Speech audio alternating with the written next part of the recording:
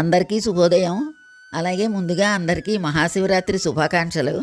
పిల్లలు చిన్నప్పటి నుంచి శివరాత్రికి తాతయ్య గారు నేను గుడికెళ్ళి అభిషేకాలు, కళ్యాణాలు అవన్నీ ముగించుకుని, ఆ రోజు ఉప్పు పిండి, వంకాయ పులుసు పచ్చడి, పెసరపప్పు పచ్చడి చేసుకుని, లేకపోతే ఇది కాకపోతే మినపరొట్టి, తేనెపాకం అవన్నీ చేసుకుని, సాయంత్రం 4 అయ్యేప్పటికీ విధిగా పలహారాలు చేసేవాళ్ళం. అయితే ఇప్పుడు తాతయ్య గారు నేను పెద్దవాళ్ళం అయిపోయాం కదా, నీరసాన్ని పట్టి ఇప్పుడు పలహారాలు చేస్తున్నాం.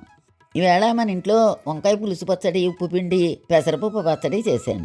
మన ఇంట్లో పెసరపప్పు పచ్చడి కోసం పెసరపప్పు శుభ్రంగా కడిగేసి తగిన నీళ్లు పోసి ఎండుమిరపకాయలు పెసరపప్పు కలిపి ఒక గంట నానపెడతాను. అలాగే ఇంగువ కూడా విడిగా నానపెడతాను. ఈ ఇంగువ కొంచెం తగినంత ఉప్పు వేసి పచ్చడి చేస్తాను.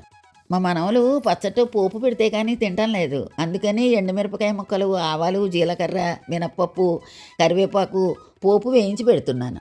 ఇందులో నిమ్మరసం పిండుకుంటే చాలా బాగుంటుంది. అయితే మా పిల్లలు ఒకళ్ళు నిమ్మరసం తినేవారు, వాళ్ళు తినేవారు కాదు. అందుకని నిమ్మకాయ డిప్పలు పక్కన పెట్టడం అలవాటైపోయింది నాకు.